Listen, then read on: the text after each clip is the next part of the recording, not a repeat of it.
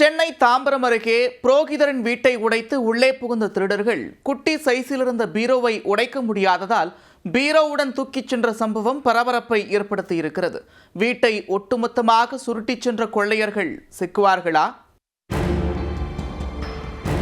சென்னை தாம்பரத்தை அடுத்த சிட்லப்பாக்கம் பகுதியில் வசித்து வருபவர் 67 வயதான புரோகிதர் ரங்கராஜ். இவரது மனைவி ஹேமலதா. இந்த தம்பதி மகன், மருமகள், பேரன் என கூட்டு குடும்பமாக வசித்து வருகின்றனர். இந்நிலையில் ரங்கராஜன் தனது தந்தையின் 100வது பிறந்த நாளை கொண்டாட கடந்த வெள்ளிக்கிழமை குடும்பத்துடன் மயிலாப்பூர் சென்றுள்ளார். அங்கு தந்தையின் 100வது பிறந்த நாளை கொண்டாடி கொண்டிருக்கும் போது ரங்கராஜனின் எதிர்வீட்டுக்காரர் திடீரென போன் செய்துள்ளார். போனில் உங்கள் வீடு திறந்து கிடப்பதாக கூறியதும் பதறிப்போன ரங்கராஜ் அலறி அடித்துக் கொண்டு வீட்டிற்கு சென்றுள்ளார். அங்கே கதவின் பூட்டு உடைக்கப்பட்டிருப்பதை பார்த்ததும் அதிர்ச்சியடைந்தவர் உடனே இது குறித்து சிட்லப்பாக்கம் காவல் நிலையத்திற்கு தகவல் தெரிவித்துள்ளார். விரைந்து வந்த போலீசார் உள்ளே சென்று பார்த்தபோது 2 பீரோக்கள் உடைக்கப்பட்டு துணிகள் அனைத்தும் கலைக்கப்பட்டு கிடந்தது தெரிய வந்தது. அதன் பிறகு வீட்டில் வைத்திருந்த வெள்ளிப் பொருட்கள் அனைத்தும் காணாமல் போனதும், காலகாலமாக பாதுகாப்பாக வைத்திருந்த குட்டி பீரோ ஒன்று காணாமல் போனதும் தெரிய வந்தது. அந்த குட்டி பீரோவுக்குள் 50 சவரன் தங்க நகைகளை பத்திரமாக வைத்திருந்தார் ரங்கராஜன். பழங்கால பீரோ என்பதால் எளிதில் பூட்டை உடைக்க முடியாததால் பீரோவை மர்ம நபர்கள் அப்படியே தூக்கிச் சென்றது தெரிய வந்தது.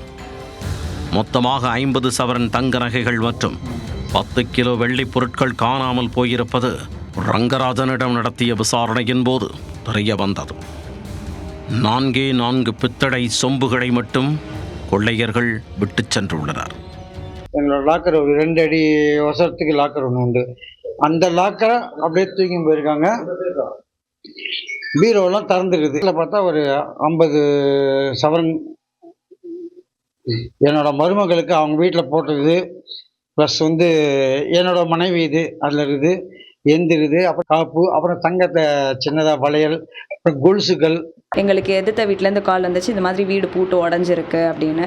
உள்ளே பார்த்தம்போது வீட்டுக்குள்ளே ஒரு பெரிய சேஃப்டி லாக்கர் இருந்துச்சு.